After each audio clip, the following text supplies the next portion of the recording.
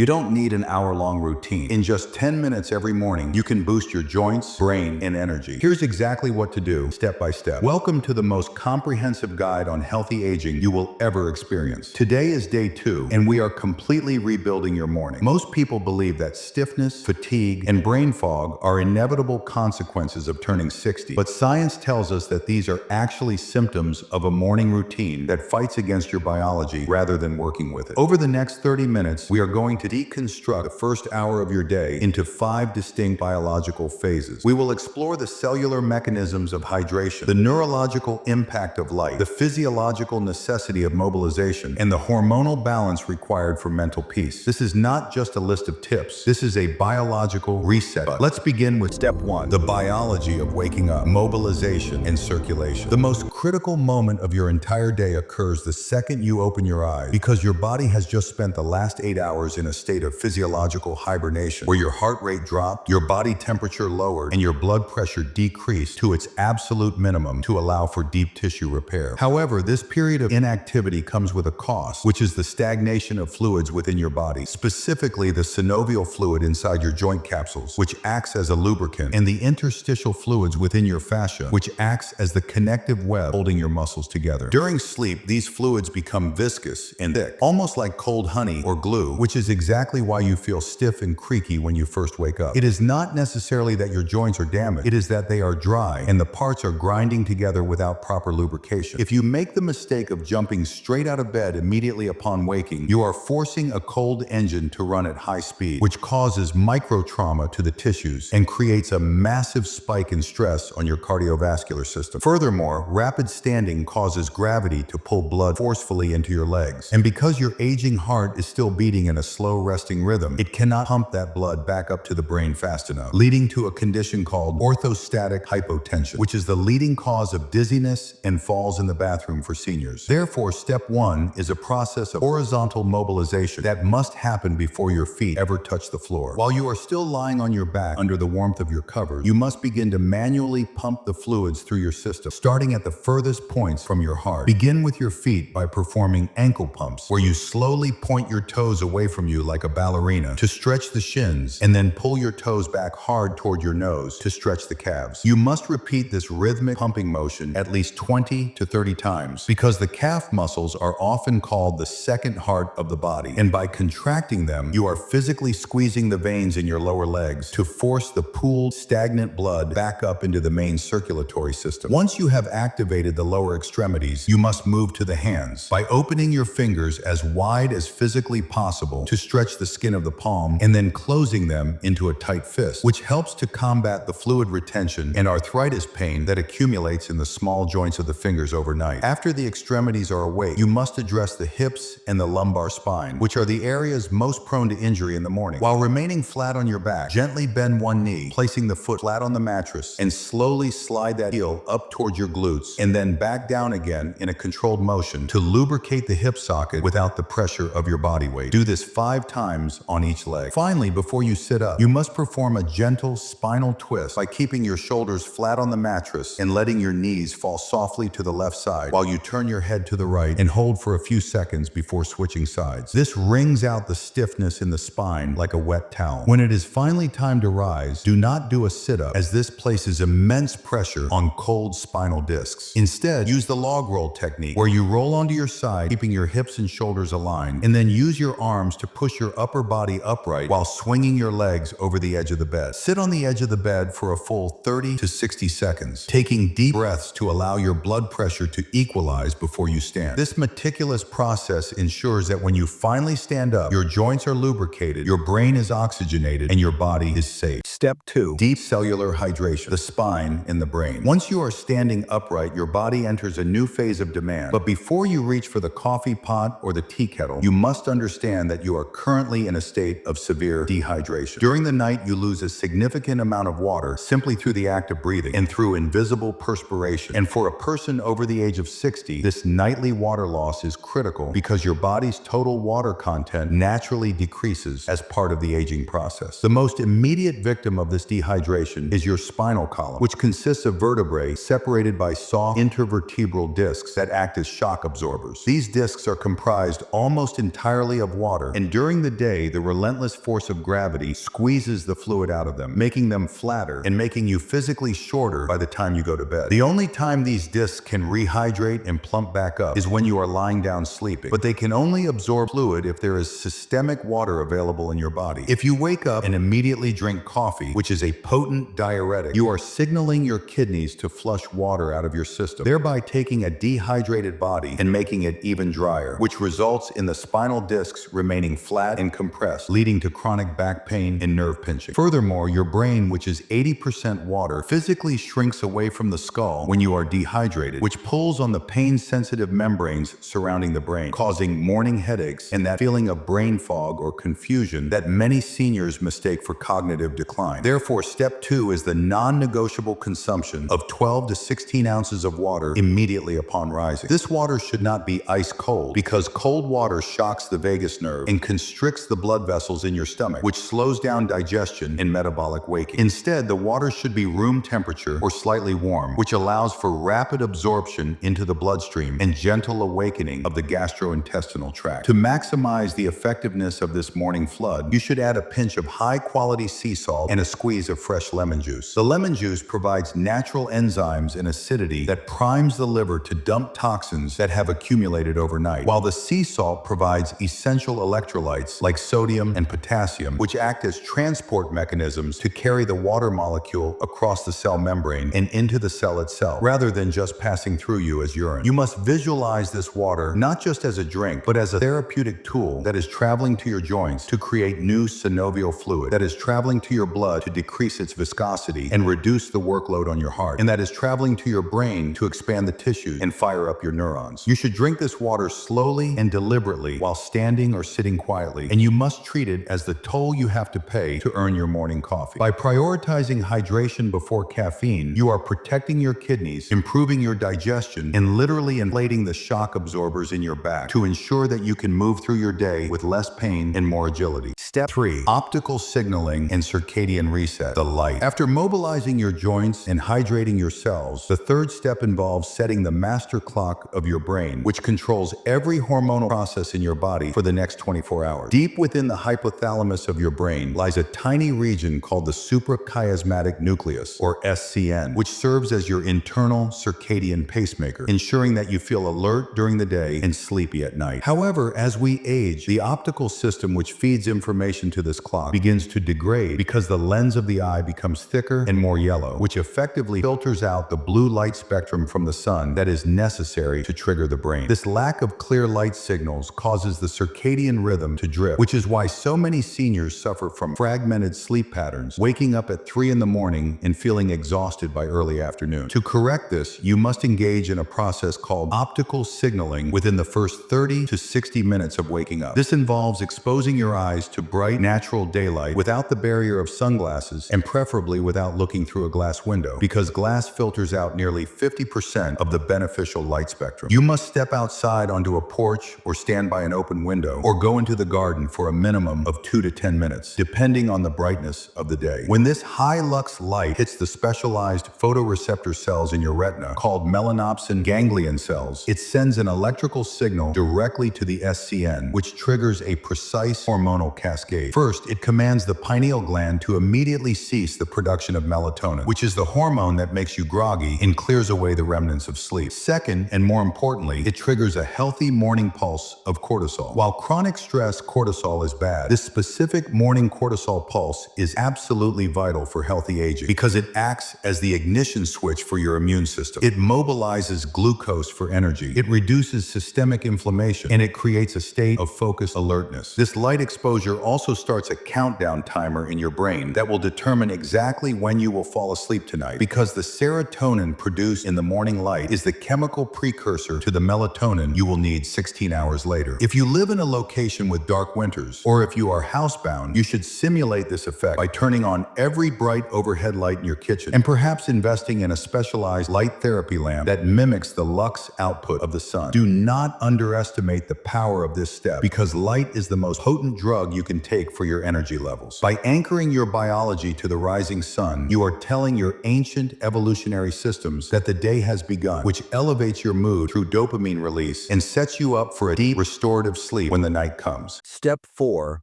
Functional activation, the kitchen gym. Now that your brain is awake and your body is hydrated, it is time to engage the muscular system through functional activation. But this does not mean you need to drive to a gym or lift heavy weights. The goal of morning movement for a senior is to activate the stabilizer muscles that prevent falls and to open up the posture that has been curled forward during sleep. We utilize the kitchen environment, specifically the countertop, because it provides a sturdy safety rail that allows you to perform movements that might otherwise be too difficult or dangerous. We will focus on 3 specific planes of motion. First, we must address the spine with the counter stretch. Stand facing the counter with hands shoulder-width apart and walk your feet backward until your body forms an L shape, dropping your chest gently between your arms while keeping your back flat. This movement directly counteracts the kyphotic or hunched posture that many seniors develop, and it stretches the hamstrings and opens the pectoral muscles, allowing for better breathing. Hold this for 3 to 5 deep breaths, visualizing your spine lengthening and the vertebrae separating. Second, we must address the lateral body with the apple picker reach. As we age, the intercostal muscles between the ribs become stiff and tight, which restricts the expansion of the rib cage and leads to shallow breathing, which deprives the body of oxygen. By standing sideways to the counter and reaching one arm high overhead while leaning gently to the opposite side, you are physically stretching the rib cage and the latissimus dorsi muscles. This lateral flexion is a movement rarely done in daily life, but is essential for maintaining the ability to reach for objects on high shelves without losing balance. Finally, we must activate the lower body with the counter squat. Leg strength is the single greatest predictor of independence in old age, because if you lose the ability to stand up from a toilet or a chair, you lose your freedom. Holding the counter for support, place your feet shoulder-width apart and sit your hips back as if aiming for a chair behind you, going down only as far as is comfortable for your knees. Even a shallow mini squat of a few inches is sufficient to pump blood into the quadriceps and glutes and to stimulate the production of synovial fluid within the knee joint itself. By performing 10 repetitions of this movement, you are sending a signal to your body that you intend to be active and strong. This entire routine takes less than 5 minutes and can be done while your water boils or your coffee brews, making it an effortless habit-stacking technique that integrates exercise into your life without the mental barrier of working out. Step 5. Autonomic regulation and mindset, the stress reset. The final step of your morning routine is the most subtle, but perhaps the most protective for your heart health, and that is the regulation of your autonomic nervous system. In our modern, hyper-connected world, the default behavior for most people is to wake up and immediately check their smartphone or turn on the television news, which bombards the brain with negative information, fear, and urgency. For an aging body, this immediate influx of psychological stress triggers the sympathetic nervous system, or the fight or flight response, which floods the bloodstream with adrenaline and unhealthy cortisol, causing blood vessels to constrict and blood pressure to spike. Since the risk of heart attack and stroke is already statistically highest in the morning hours due to natural circadian rhythms, adding psychological stress on top of this biological vulnerability is dangerous. Therefore, step 5 is the implementation of a strict no-news zone for the first 15 to 30 minutes of the day. Instead of consuming external chaos, you will practice internal regulation through a technique called box breathing while you sit with your morning beverage. This involves inhaling deeply through the nose for a count of 4, holding the breath for a count of 4, exhaling through the mouth for a count of 4, and holding the lungs empty for a count of 4.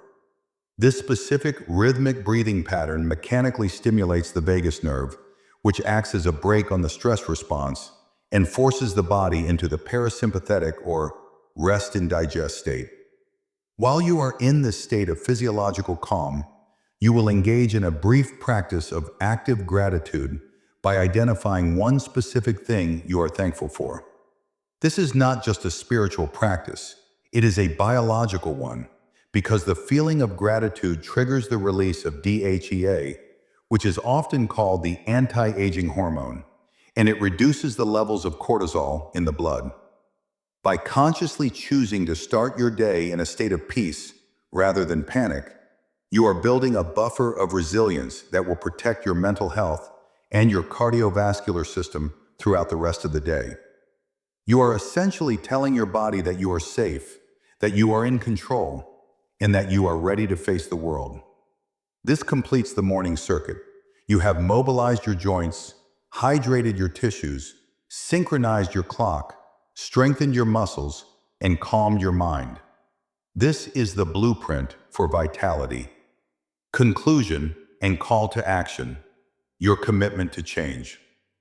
You now possess the complete physiological blueprint to revolutionize your mornings. But information without application is merely entertainment. So the real challenge begins not now, but tomorrow morning when your alarm goes off. You have a choice to make between falling back into the old patterns of stiffness and fatigue, or choosing to implement these 5 scientific steps to reclaim your vitality. I want you to know that this video is just the beginning of our 30-day journey together.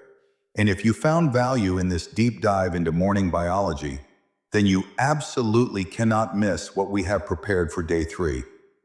Tomorrow we are going to tackle the single biggest complaint of the aging population, which is joint pain. We will be exposing the 7 harmless habits that are destroying your joints, and I guarantee that you are currently doing at least 3 of them without even realizing that they are accelerating your arthritis. To ensure you do not miss that life-changing lesson, and to support this channel in bringing free health education to seniors worldwide, I ask you to take a moment right now to click the thumbs up button, which helps this video reach more people who are struggling with their health, just like you were. Furthermore, if you are ready to make a public commitment to your future self, I want you to go to the comments section below and type the words "Morning Glory." This simple act of typing your commitment is a psychological trigger that increases the likelihood of you actually following through with the routine tomorrow. Finally, make sure you have clicked the red subscribe button and the notification bell icon so that you are alerted the moment tomorrow's video goes live. You have the knowledge, you have the tools, and now you have the community behind you. I will see you in the next video for day 3.